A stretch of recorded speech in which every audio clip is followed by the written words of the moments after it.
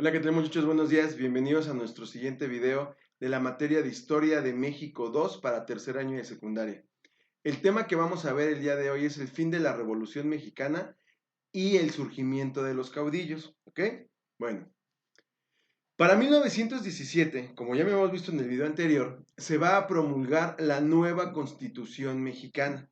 Esta Constitución la va a promulgar Venustiano Carranza, líder del ejército constitucionalista en la Revolución Mexicana.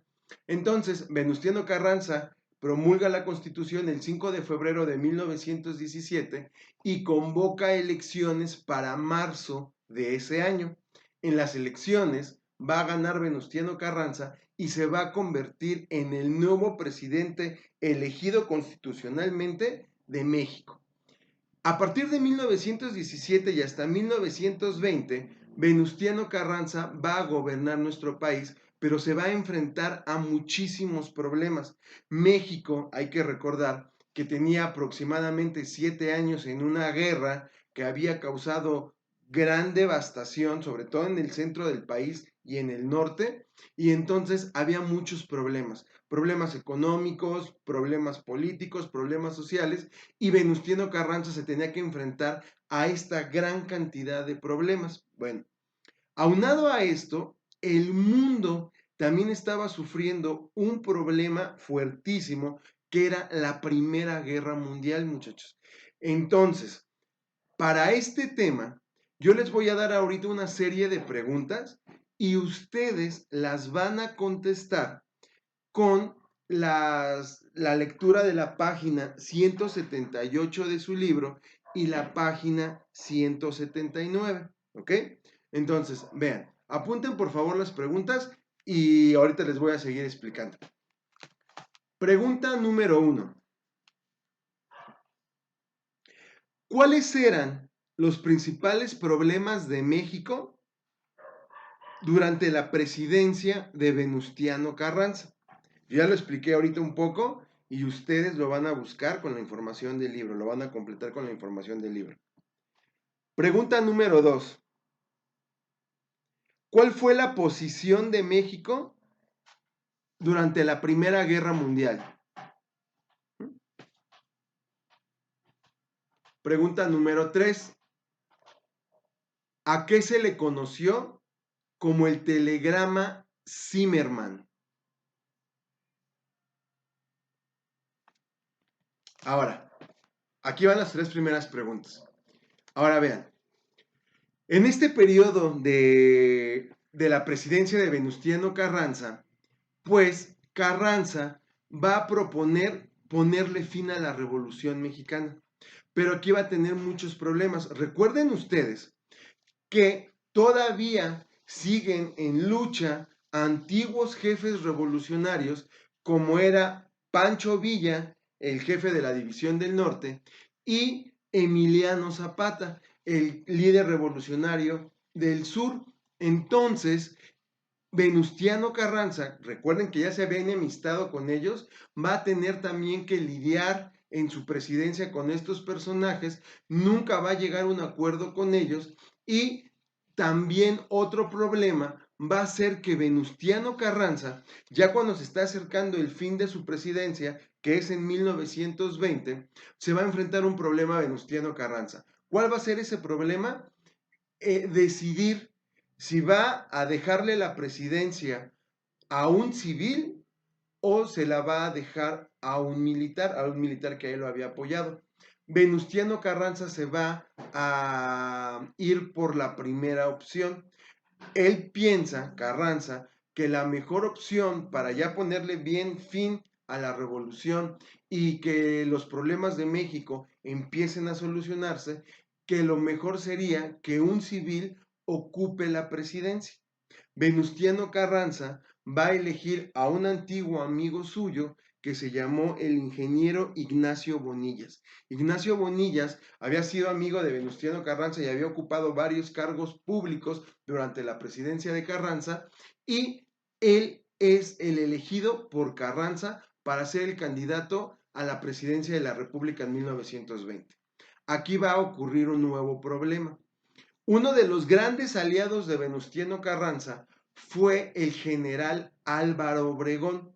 Álvaro Obregón, durante la guerra de la Revolución, va a apoyar constantemente a Venustiano Carranza.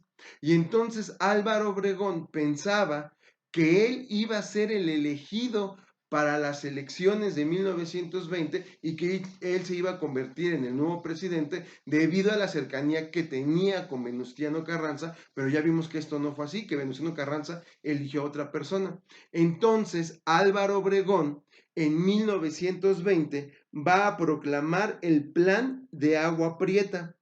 Este Plan de Agua Prieta va a ser un nuevo levantamiento armado contra Venustiano Carranza y entonces aquí las cosas pues también se les van a poner muy complicadas a Carranza. ¿Por qué? Porque va a tener que enfrentar ahora a su antiguo aliado Álvaro Obregón y finalmente pues Álvaro Obregón lo terminará derrotando.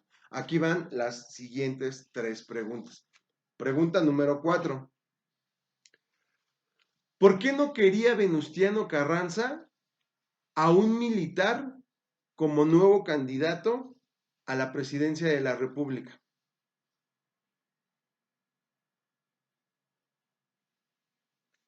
Pregunta número 5.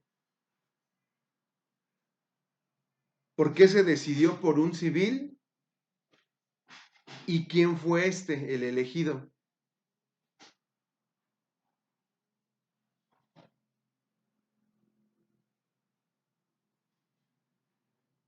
Siguiente pregunta. ¿En qué consistió el Plan de Agua Prieta?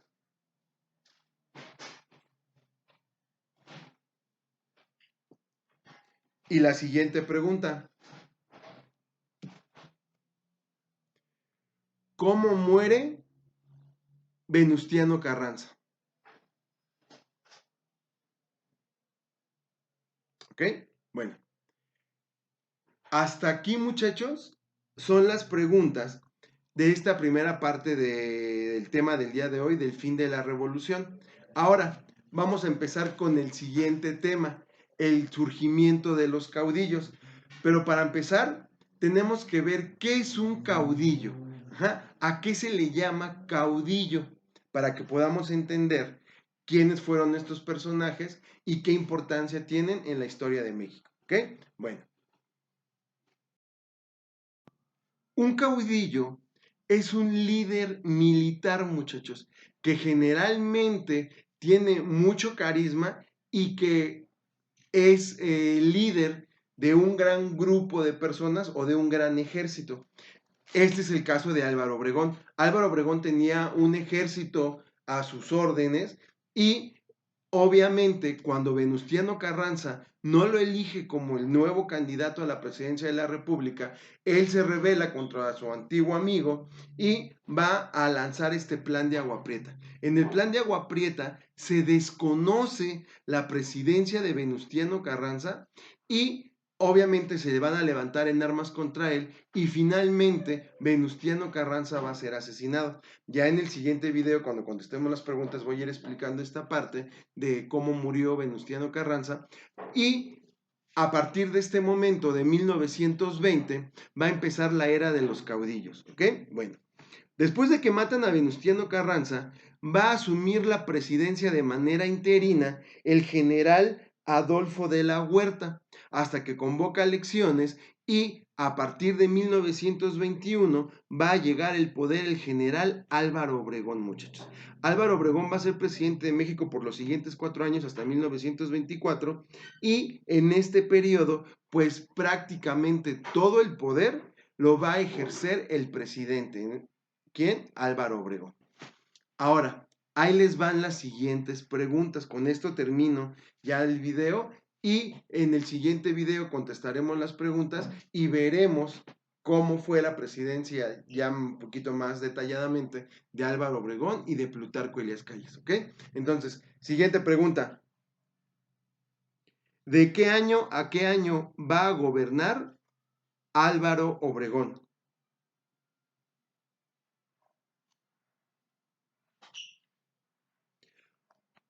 Siguiente pregunta.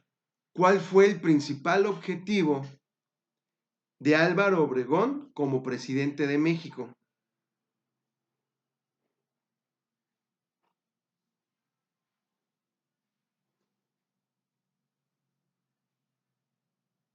Y la última, ¿a quién va a elegir Álvaro Obregón como su sucesor?